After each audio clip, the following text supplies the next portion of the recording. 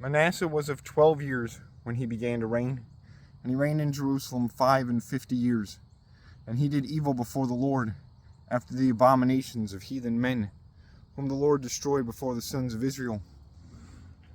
And he turned and restored the high places which Hezekiah his father had destroyed.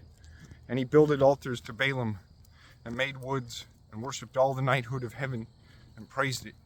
And he builded altars in the house of the Lord, of which the Lord had said, My name shall be in Jerusalem without end.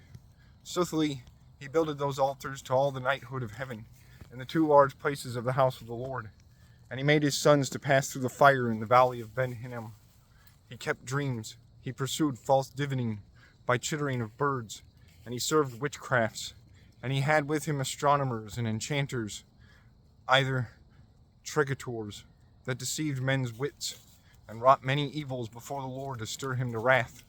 And he set a graven and a molten sign in the house of the Lord, of which house God spake to David and to Solomon his son, and said, I shall set my name without end in this house, and in Jerusalem, which I chose of all the lineages of Israel.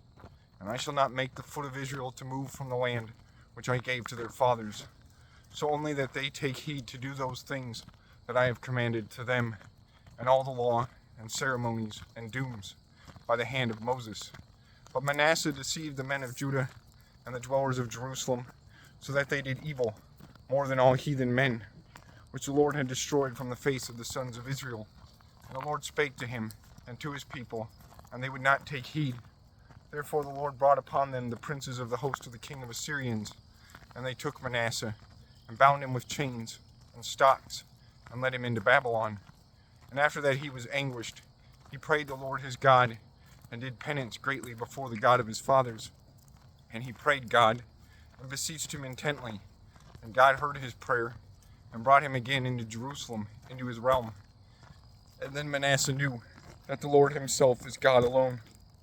After these things he builded the wall without or outside the city of David, at the west side of Gihon, in the valley, from the entering of the gate of fishes, by compass unto Ophel. And he raised it up greatly, and he ordained princes of the host in all the strong cities of Judah. And he did away alien gods and simulacra from the house of the Lord.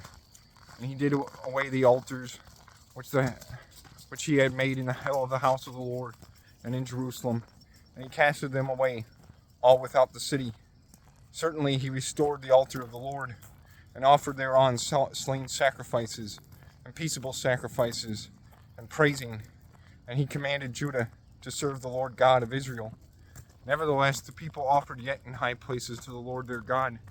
Forsooth, the residue of deeds of Manasseh, and his beseeching to his Lord God, and the words of prophets that spake to him in the name of the Lord God of Israel, be contained in the words of the kings of Israel, and his prayer, and the hearing that the Lord heard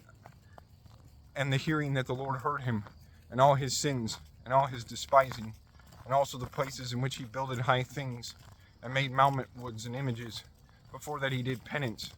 These be written in the book of Hosea. And Manasseh slept with his fathers, and they buried him in his house, and Amon his son reigned for him. Amon was of 22 years when he began to reign, and he reigned 2 years in Jerusalem.